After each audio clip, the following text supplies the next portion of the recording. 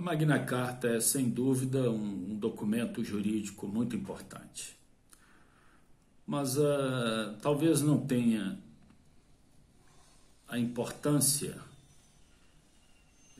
de algo que realmente tenha sido suscitado em função da sua assinatura. Ou seja, ela teve uma consequência muito mais importante, indireta, do que as suas consequências diretas.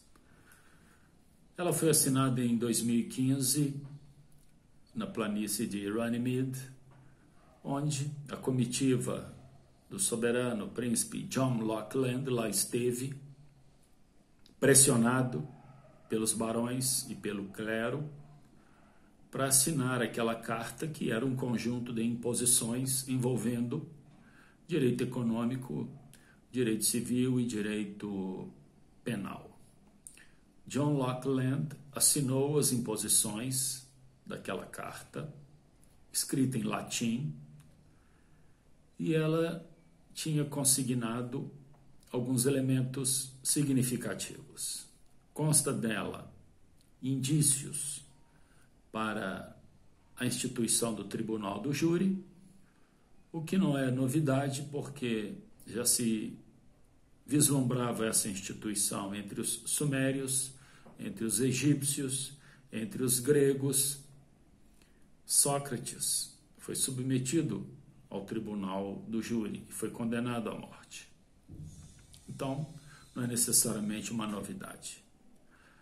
Também consta ali de elementos para a instituição do habeas corpus, o qual já existia em Roma.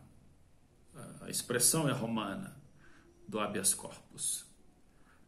Também consta ali elementos para a instituição do parlamento, que já existia na Grécia, que já existia em Roma. Então também não é novidade.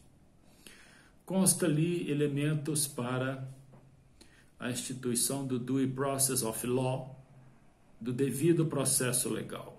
E essa é a questão que talvez seja a mais importante dessa carta. Porque ela foi assinada em 1215 e no final daquele ano,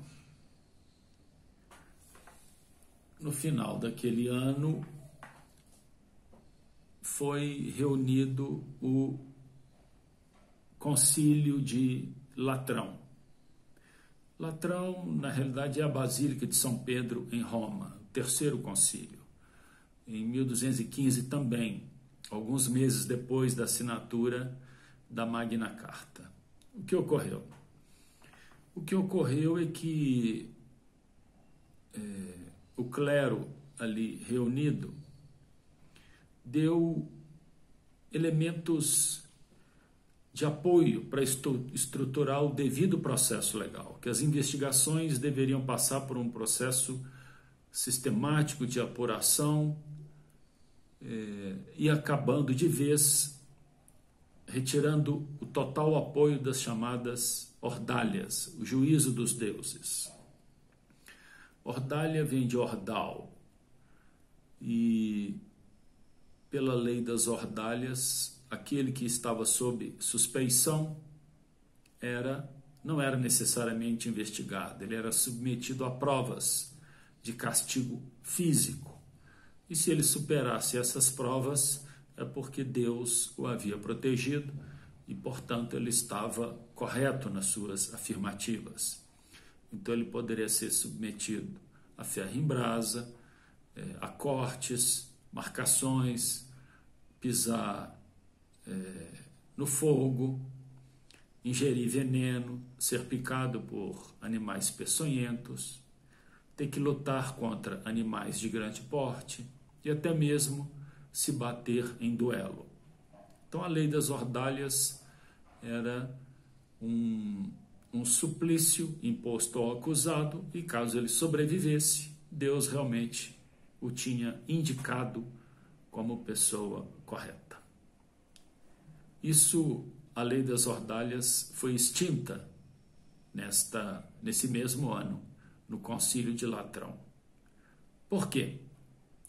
Porque o clero estava envolvido na pressão ao soberano John Locke Land. E todo mundo sabia que ele era uma pessoa sem palavra, desprovida de caráter e, ao mesmo tempo, uma pessoa vingativa.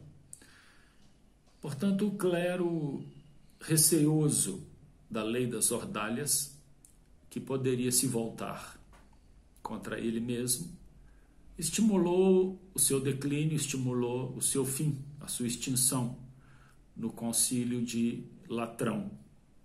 Com isso, o devido processo legal ganhou força com o apoio da Igreja e os fatos passaram a ter um estímulo a não serem mais julgados pelas ordalhas, e sim por um sistema de perguntas, de investigações que pudessem clarear os fatos sem necessariamente impor ao acusado um suplício provador.